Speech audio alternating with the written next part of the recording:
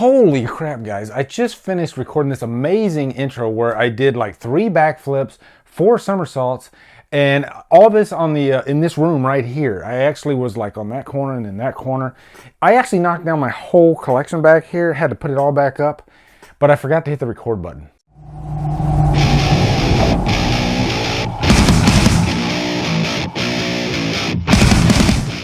The Raid stars Iko Uwais and is directed by Gareth Evans. What is up, guys? The day is finally here. Jason Hobbs, this is it. This is your day. We are going to review The Raid. Jason Hobbs is a subscriber of mine that is very tenacious, and he doesn't take no for an answer. And he's really one of those subscribers that I love to have, that everybody should have a subscriber like Jason Hobbs. He will not give up. He literally commented on so many of my videos for me to review The Raid that I couldn't ignore it. And if it wasn't for him, I might not have even seen The Raid, because I don't think I even heard of The Raid before Jason Hobbs. And here we are, we're reviewing it. That is the power of YouTube. Isn't it crazy? But massive shout out to Jason Hobbs, and thank you for asking me to watch and review this movie, because it was jaw-dropping.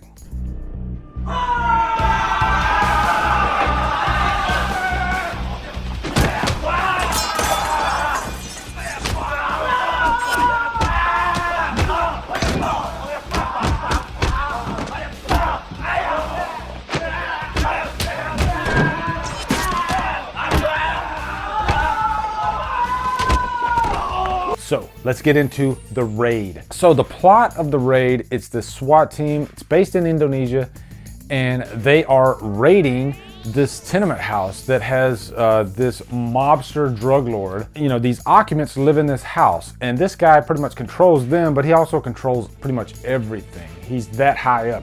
Think of him like, I guess, the Kaiser Sose of Indonesia. And so they do a great job of building up just how dangerous this drug lord is while they're inside the complex. And really, that's it. That's how simple this plot is. I love simple plots, actually. This whole movie is this SWAT team inside this complex, and they're trying to get to the top. It's almost like a video game. And there are a few twists and turns along the way, but really what The Raid is about is action and some of the craziest martial arts feats I have ever seen put to screen.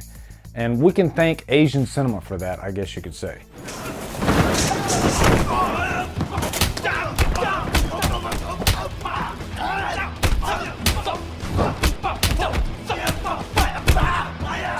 Now, I have seen quite a few martial arts films, especially when I was young. I used to watch a lot of the Kung Fu channels during the day, like on Saturdays, and they'd play a lot of these really old Kung Fu movies. As a matter of fact, Kung Pao Enter the Fist, the comedy, was a parody of all these old Kung Fu movies. But the fighting was always insane, like great. And, you know, the fighting in The Raid, it takes it up another level, because it seems like every year they have to top themselves with how insane these fighters are. Ip Man is a perfect example. I saw some clips of Ip Man on YouTube. It's like superhuman. Like normal people can't do this stuff. But what makes The Raid such a great movie is not just that. As a matter of fact, there's quite a buildup before we get to the hand-to-hand combat. Through the use of camera movements, through the use of music, there's this constant rise of tension really building up the threat. So by the time the combat does happen, you know that the SWAT team is up shit creek without a paddle. Now, aside from the hand-to-hand combat, the violence in general in this movie is so good, but it's not like overly done. Don't get me wrong, it's still really bloody, still really violent, but it's realistically violent. A perfect example is like the 4th Rambo, where it literally looks like blood is being poured on the screen. But The Raid, it doesn't overdo it. It's still, like I said, it's still really bloody, but it's believable. And there's one scene that I definitely want to talk about, and it's really the first like hand-to-hand combat scene. The SWAT team, they're in this one room and they're trapped. They need to get out of there, and then one of the main characters, he takes an axe and starts chopping the floor to make a hole in the floor. And so when he makes that hole in the floor, he falls through, and then the camera goes through with him. There's so many examples like that throughout this movie where the camera work is just so inventive and on the fly. And it really makes you feel like you are with this SWAT team. And I think you need that in an action movie. You have to have a good mixture of camera movements, but also when they're actually fighting, you want the camera to be still so you can see what's going on. The biggest problem that American action filmmakers have today is lack of preparation. And what I mean by that is you'll see fighters on the screen and you will see the camera in their crotch and in their armpit, and Resident Evil, the final chapter, is a perfect example of this. I could not make out any of the fighting in that movie whatsoever.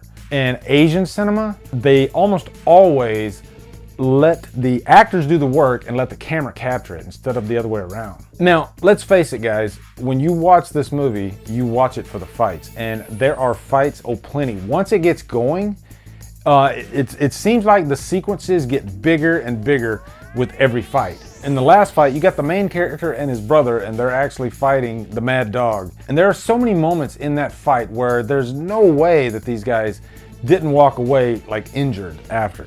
Matter of fact, there's so many scenes in this movie. There's one where a guy gets thrown off of a balcony and lands on his back. And it looks real. I'm sure that that wasn't a real person, but it looks so real. This is one of those martial arts movies that really crosses into that like danger zone. Like the actors are completely in harm's way. Now, as far as any cons, there really are no cons about this movie. I mean, yes, there are predictable plot twists, but you don't care about that stuff. You're just enjoying the ride as it goes. That's what this is really. It's a ride. It's a freaking ride, and it's a blast. And I've even heard that the second one is even better than the first one, because I guess in the first one, the director had limitations, whereas in the second one, because of the success of the first one, those limitations were pulled away. So I'm gonna give The Raid a super high purchase worthy.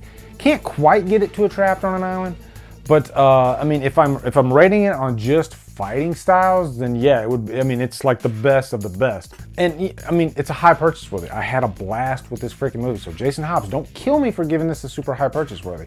And I got a feeling the second one might make Trapped on an Island. But again, thank you so much, Jason Hobbs, for pushing me to review this movie. I had such a blast with this. If you haven't seen The Raid, please go out and buy it immediately. Buy both of them. So anyway, guys, that is my review for The Raid. What are your thoughts on this movie? Post below. Also, be sure to come over to Killer Flicks, where we talk horror all day and every day. And on Fridays, we do Free For All Fridays. Follow me at Drumdums on Facebook, Twitter, Instagram, Letterboxd, and now Stardust. If you like what I'm doing, hit that subscribe button. I'd really appreciate it. Anyway, guys, thank you so much for watching. Have a great day, and Drumdum out.